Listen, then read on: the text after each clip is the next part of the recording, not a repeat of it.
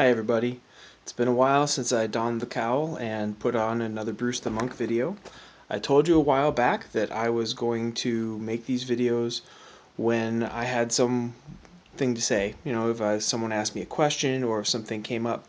I'm not an ordained anything, so it isn't my place to prepare something to talk to you for a regular basis, but I'm commanded to give an answer if somebody asks. And if somebody asks, I try and share it. So, today, when I was in the machining shop, somebody asked me, actually my instructor asked me a couple questions when he found out that I was Christian. He said something about death, and I said I was looking forward to the recycling plan. I mentioned that I was a Christian. He obviously kind of picked up that I was a Christian, and he was surprised. He commented, "For somebody as scientifically minded as you must realize that you're in the minority. You know, your ideas are kind of unusual." And I said, you know, I come by it honestly. And so he asked me a couple questions how I understood something, and I was able to share them. And I'm going to share those responses with you. The first thing he asked me was, well, what about dinosaurs? And I asked, what do you mean? That they exist? Or the fossils? Or, what? He said, yeah, sure, whatever. All right, well, what I believe about dinosaurs. I believe they existed. I absolutely believe they existed. But when I look at fossils, it seems more likely that they were laid down by the flood than that they were laid down by millions and millions of years. If you have a fossil that is, say, 4 feet tall and it's deposited in some limestone, you look and now a geologist will tell you that that limestone was laid down over billions and over millions of years, or tens of thousands of years for those 4 feet of limestone to form.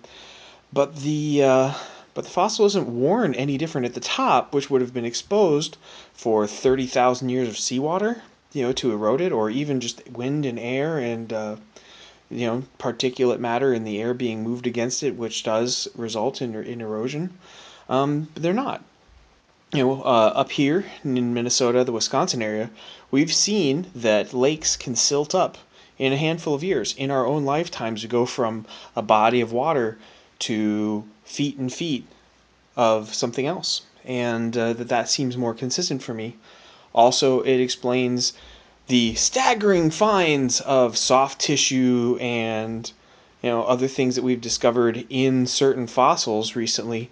Those seem to be much more consistent with those fossils being recent than having them be 80 million years old. It's easier for me to believe in soft tissue remaining 6, 7, 8,000 years than it is for me to believe that it's remained for 80 million, I think it was. It's supposed to be 80 million to the Cretaceous. I've stopped keeping track in the last couple of years and I've gotten a little rusty. He asked me, well, what about hominids? He didn't use the technical term. And first, I pointed out you could put all of the total evidence we have about hominids in a coffin and still have room for the body, like a regular human body. So there isn't a whole lot. Some of them have been proven to be false. Australopithecus is really doubtful. Peking man's a great example. Turned out to be some pig's teeth. There are a couple other examples. But the one that we ended up talking about were the Neanderthals, where, I explained the Christian model as I understand it, that during the Tower of Babel, there were all people of all ethnicities, all what we would call races, living together and mixing it up. And when they spread, they all spread everywhere. And that people who weren't particularly well adapted to one region or another, really pale people like me, wouldn't do really well in sub-Saharan Africa. Sahara wouldn't come along, but, in really bright sun, places with real bright sun exposure, we tend to get skin cancer and die really quick. And in northern Germany, where the Neanderthals showed up, people with dark skin wouldn't be able to get the vitamin D they need. You get bone deformities to compensate. It's called rickets. And recently, and just in the last couple of years, we've discovered that Neanderthal DNA in the human population. And I pointed out to him, hey, look, the definition of a species is that you can reproduce inside of your group. You're a species. What does that mean? Kind of, shores up the argument that we're all one people in my mind. And I pointed out, I started off kind of believing that science was over here and it had its camp, and religious belief was over there with the fairies and make-believe land. And I kind of always believed in God, but I didn't have the maturity to try and reconcile the two. One thing I wish I had said, one thing I wish I had explained to him is, I'm not a creationist like the Answers in Genesis people. Meaning, I don't think that I am going to find the answers to everything, or evidence for everything that God did, or an explanation for how God did everything without changing the natural order. Because I think God can do the natural order. So I don't, for example, excuse me, have to sneeze. Wait for it. Wait for it. You prayed for patience, didn't you? Now you gotta wait for me to sneeze. And now it goes away. For example, I don't worry about where does the water from the flood come from, because God, if the Bible story is true, and you have a person who can create things by saying light, and there's light, or matter by going, let there be ground, that's a lot of energy to put in. I don't think creating a little extra water is beyond him. And if he didn't create it, there are arguments to that, but I'm not tied. My faith doesn't depend on that, and so I don't spend a whole lot of time digging. I just kind of look at, is there a fingerprint of that in the world around that seems consistent with what the Bible has said? And I believe that, and I have seen it. And I started off from the other point of view, like most people I know who are scientifically or technically minded and are creationists. I didn't start off this way. I got this way once I dared to ask the question, can I? So, and the other thing that impressed him is, and I pointed out, I didn't quote the Bible at him once.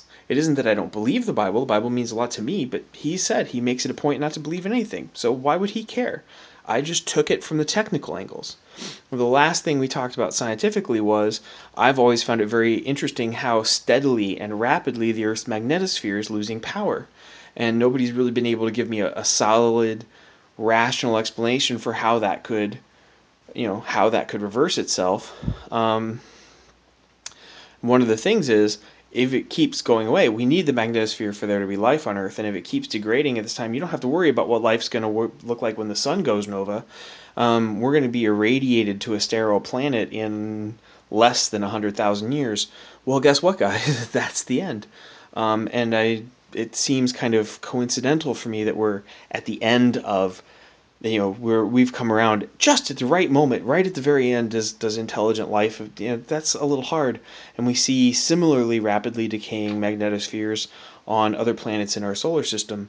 And that seems to be kind of a recent universe evidence for me. And that's a longer, the deep time argument he didn't ask me about, so we didn't go into it. Anyway, those are the things that I was asked today. So those are the things that I'm sharing. It did take me a while to find my outfit, but people who own way more guns than me have said that they prefer it when I do the Bruce the Monk videos as Bruce the Monk, as opposed to just lowly Bruce.